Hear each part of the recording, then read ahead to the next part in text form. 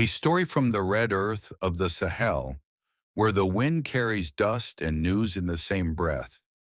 It is the story of a young man from Bondokui, a town of sun and sorghum in Burkina Faso.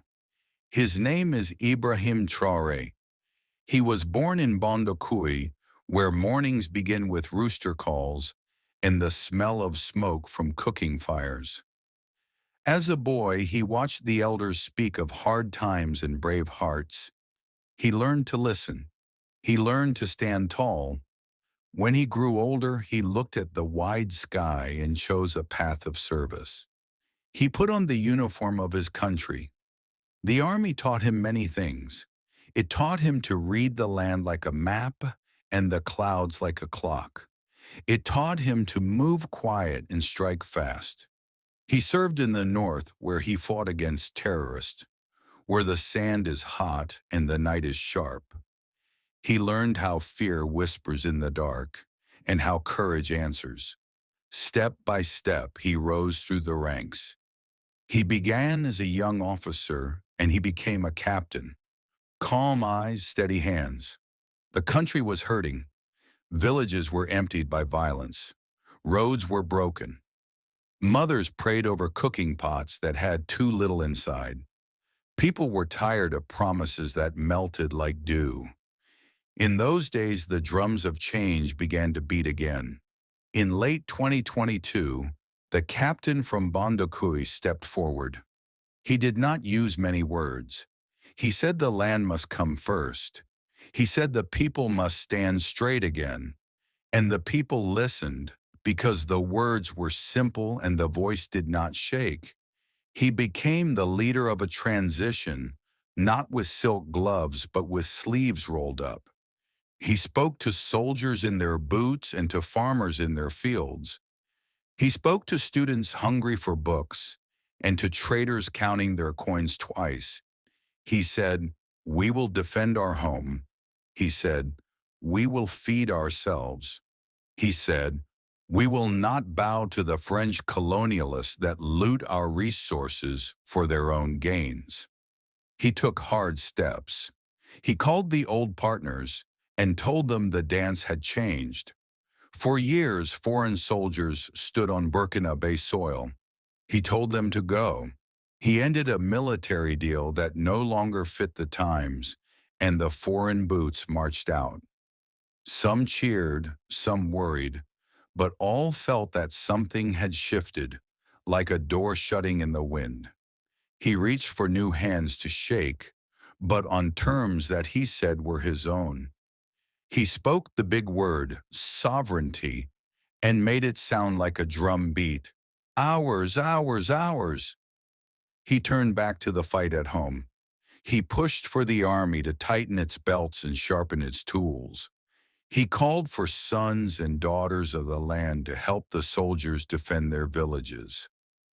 Many answered. Young men and old hunters stood side by side. Women cooked for patrols and watched the roads with eyes that missed nothing. The work was hard and the nights were long, but it felt like the country was breathing again, even if each breath was thin. Food must grow in peace, he said. Schools must open their doors. He spoke of water points, of roads cleared, of markets safe enough for laughter again. Not everything could be done at once. Not every promise could be kept in a day. But he kept his voice steady and his feet moving, and that gave people courage to rise with the sun. Then he looked beyond the borders. He called to the neighbors who knew the same dust and the same pain. Mali to the west, Niger to the east. He met their leaders, eyes level, shoulders square. Together they formed the Alliance of Sahel States, a pact of brothers in arms. It was simple in its heart. If one is struck, all will stand. If one is hungry, all will share. If one is silent, all will speak. The alliance was a shield held by three hands.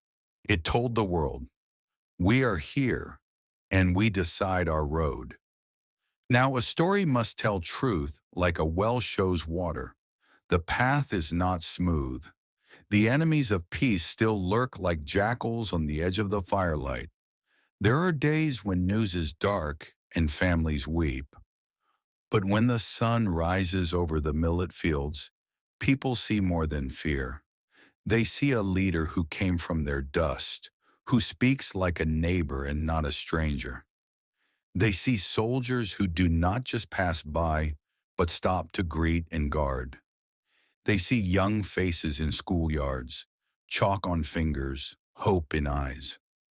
I have walked markets where old men point their sticks and say, "This boy from Bondokui, he talks straight."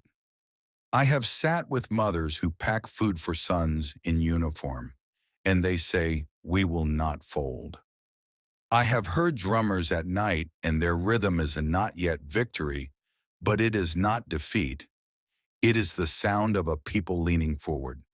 Some call him bold, some call him stubborn, some call him both and shrug, as if that is the way of men who wrestle history. He does not promise gold in every pocket, nor rain in every season. He promises something heavier, the right to stand, to choose, to work and harvest the fruit of that work. That promise is not a song you can sing in one chorus. It is a long road, and the dust rises with every step. So remember his name, Ibrahim Traore, and remember the place where he began, Bondokui, under a hard sun and a wide sky. Remember the captain who became a leader when his country needed a steady hand. Remember how he told old powers their time was done here, and how he held out a hand to kindred lands to build a shield called the Alliance of Sahel States. Remember the simple words he favors, the ones that fit in every mouth: land, people, dignity. This is not the end of the tale. The pen is still moving. The drums are still beating. The Sahel wind is still carrying news, some bitter, some sweet. But in the heart of Burkina Faso, in courtyards where tea foams in 3 rounds, bitter, strong, and sweet, people pass the cup and say, "We are still here." And the boy from Bondokui, now a man with a heavy task, says back to them, "So am I."